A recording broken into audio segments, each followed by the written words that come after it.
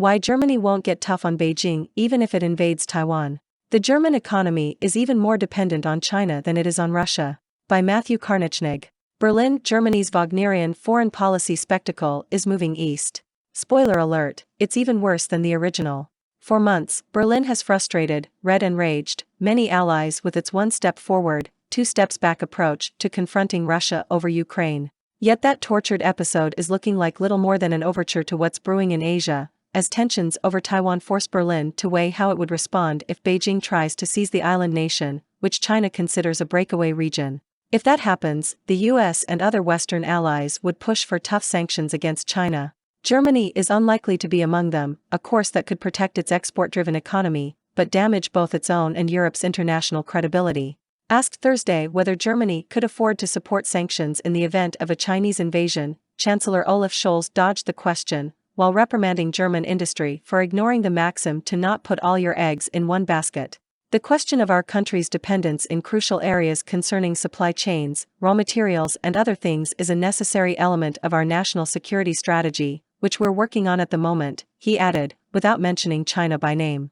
Others have been more direct. German industry's reliance on exports has created a dependency that leaves us helpless, Norbert Röttgen, a prominent center-right MP, told German television earlier this week. Could Germany back sanctions against China? At the moment, not really, said Röttgen, a former minister and longtime chairman of the German parliament's Foreign Policy Committee. While the debate is in many respects a redux of Germany's manic hand-wringing over whether and how to confront Russia over Ukraine, this time even more is at stake. Germany's big concern over antagonizing Moscow was losing access to cheap energy. With Beijing, it's about losing the foundation of its economic prosperity. In recent years, China has overtaken the US to become Germany's biggest trading partner, accounting for nearly 10% of the country's €2.6 trillion in foreign trade last year. What's more, China, which has propelled the German economy for decades, remains a key growth driver.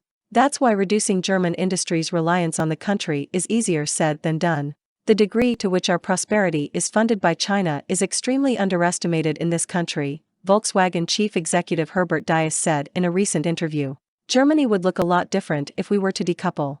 Indeed, no German industry is more dependent on China than Diess' own.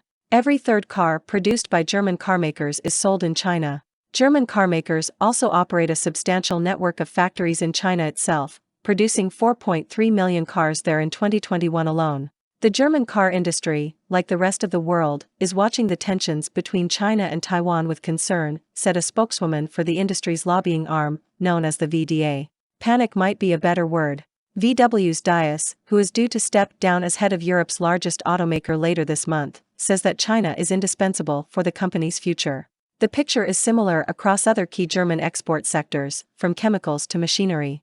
About 1.1 million German jobs, or 2.4% of the total, directly rely on Chinese consumption, according to a June study by the Cologne-based German Economic Institute. Though Germany and the rest of the EU are crucial markets for China as well, the study notes that the Chinese are reducing their dependence on the region, while European exposure to China is increasing. In an urgent plea, study author Jürgen Mathis said it was high time for Europe and Germany to reverse course and reduce their economic reliance on China. It's not about decoupling, but rather limiting dependencies, especially through more diversification, he wrote. Yet just as it took decades for German industry to establish itself in China, pulling back won't happen overnight, especially considering that few regions around the world offer the kind of reliable growth that China does. Hence Germany's quandary.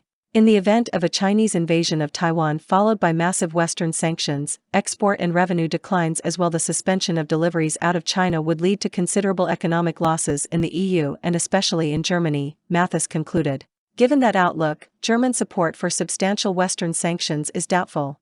Though Berlin backed tough measures on Moscow after the full-scale invasion of Ukraine in February, the potential economic fallout for Germany was limited and largely for show. Even as Scholz suspended the controversial Nord Stream 2 gas pipeline project with Russia, for example, he also tried to ring-fence Germany's core energy interests by rejecting calls for an all-out gas embargo. That strategy didn't pan out as he'd hoped, but only because the Russians themselves reduced the flow of natural gas to Europe.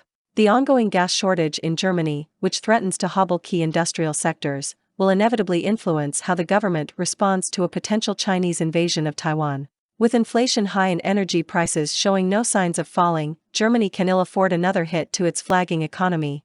Officials in Berlin acknowledge in private that Germany would not be able to endorse anything beyond token sanctions against China. That doesn't mean there won't be dramatic debates in Berlin over Germany's latest moral quandary. Political talk shows will devote hours to the question and newspaper columnists will spill barrels of ink dissecting every angle. But in terms of substance, the Germans will offer the usual, nix, nothing.